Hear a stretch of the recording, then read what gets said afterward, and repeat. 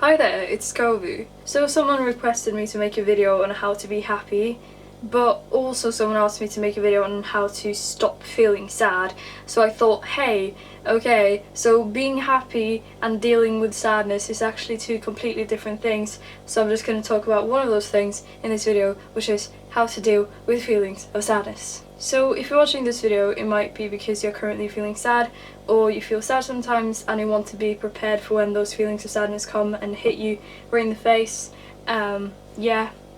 So I don't really know what kind of sadness you're experiencing right now or will experience in the future. If it's depression, heartbreak, or if you just wake up one day and you just feel really, really sad, which is completely valid too. But I did make this little list of things you can do when you are feeling sad. I don't know, maybe it will help someone, hopefully it will. Or like at least give you an idea on what you can do to feel better. So step one is to address those feelings of sadness and also to accept that you feel sad. Sadness is a natural human emotion, of course. If you feel sad all the time, that is not natural, it's not supposed to be that way. Please seek help, but just know that feeling sad is okay and you don't always need a reason to be sad. Your feelings are completely valid, no matter how small or big the problem is. Step 2, or tip 2, cry and vent if you have to. This is especially important if you have just experienced something that causes a lot of feelings of sadness. For example, if the person you were dating broke up with you, or if your pet died, or if you lost someone you love, or if you failed an exam or something. And of course, this is also sometimes completely necessary if you feel sad for longer periods of time, but you need to be careful so that you don't dwell in your sadness. Because that is sort of tip number 3, don't dwell in it.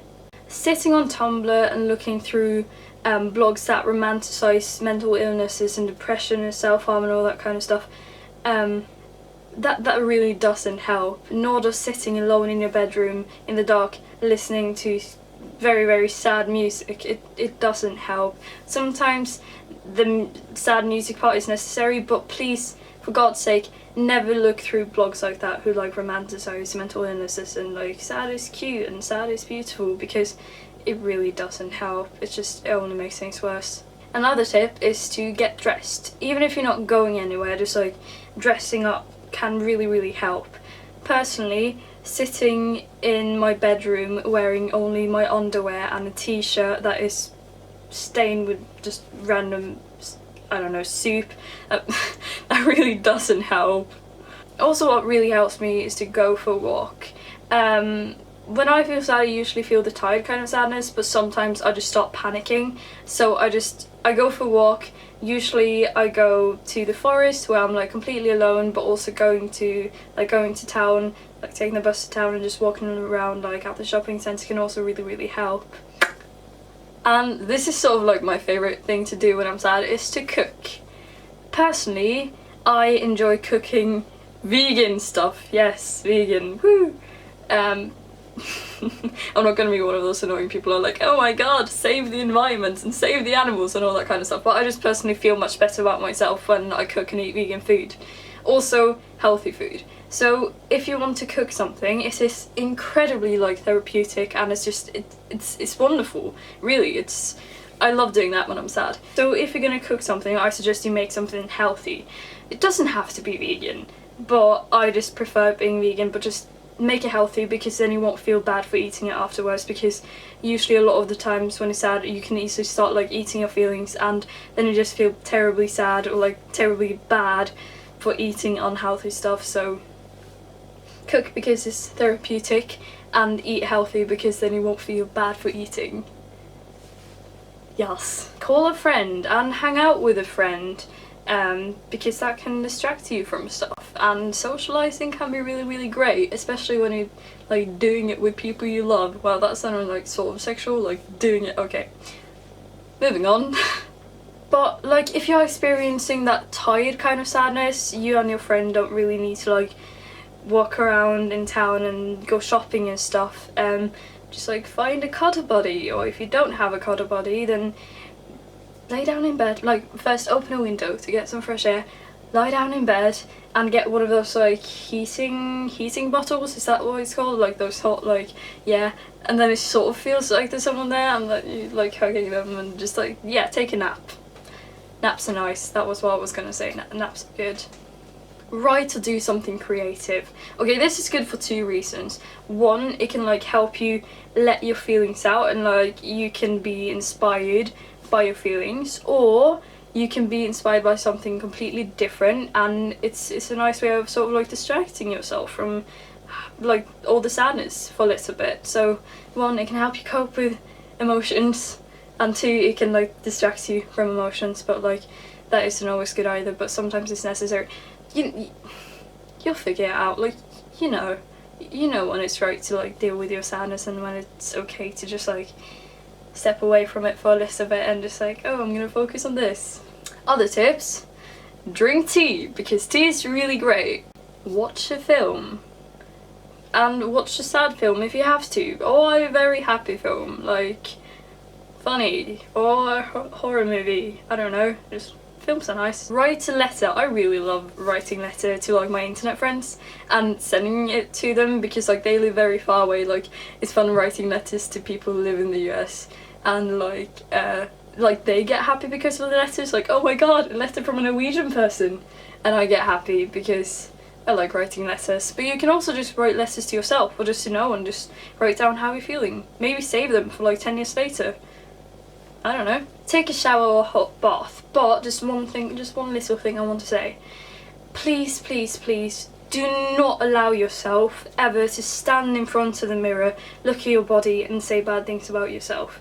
Just even though it's sort of tempting, I guess, please don't do that. It will make things 100% worse, and you know, it's not that hard not to do it. Just stop yourself from doing it completely. Just like, don't look in the mirror if you have to. That is very, very sad, but like, look into the mirror. But if you're gonna start saying bad things about yourself, just please don't do that. Please.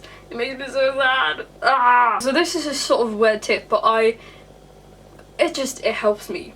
When I am sad, I love to wear beanies, even if it's in the summer like it is right now. I love wearing beanies because it sort of feels like something is like hugging my head. And also I love wearing jackets. Because yeah, it's the same thing, it feels like someone is hugging me. And also I like wearing my glasses because they're like protecting my face, and it just makes me like, it's this comfort thing for me. But I took this off for the sake of this video because like the light reflects a little bit, and I thought that might be annoying. So in the end, it's the small things that matter, and please, please, please stay away from any unnecessary negativity. Please don't look through the sad hashtag on Instagram. Please don't look at those blogs. Again, like I said earlier, those blogs who like romanticize mental illness and some stuff. It will only make things so much worse. I really can't stress that enough. Just please don't do it. And please trust me when I say that the most important thing you can do when you are feeling sad is to take care of yourself. And it's never too late to do so. Even if the reason that you are sad is because you feel self-conscious and insecure and you hate yourself, it's not too late to take care of yourself and be kind to yourself. You don't need to absolutely love yourself to be kind to yourself, and it takes a very long time before you get better and before you start loving yourself. But just please don't do anything that will make you even worse. Just do little things that make you happy, and please be kind to yourself, because trust me, you really, really deserve it. And even if you think you don't, you do. Why? Because you are a human being, and happiness is a natural human emotion, so you deserve to feel happy. But that's like a completely different topic for another video. I hope you're all happy, and if you're not, I hope you will feel much better soon. Yeah, I'll see you in my next video. Thank you so much for watching. I hope you liked it. Did I say subscribe to see more of my awkward little face? But subscribe to see more of my awkward little face. Alright, stay safe, and each thing that will hurt yourselves. Please take care of yourselves. And remember that you're worth so much more than you could ever realise. I'll see you soon, yeah? Okay. Have a good day. Bye!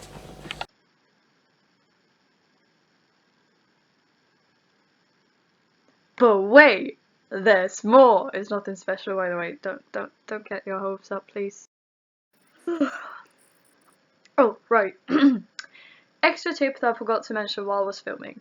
If there's a situation you're trying to avoid, like for example telling someone something that might hurt their feelings but you're unhappy with them not knowing, please don't ignore or try and avoid it. Face the flames, even if you're scared, because it will only make you sad in the long run. You can do it, love. There's a little kid in Norway that believes in you. Also, can we talk about how freaking feminine my voice sounds today? Yes? No, like while I was editing this video, like just, ugh, I feel so terribly dysphoric. Anyway, take care. I'll see you soon. Bye.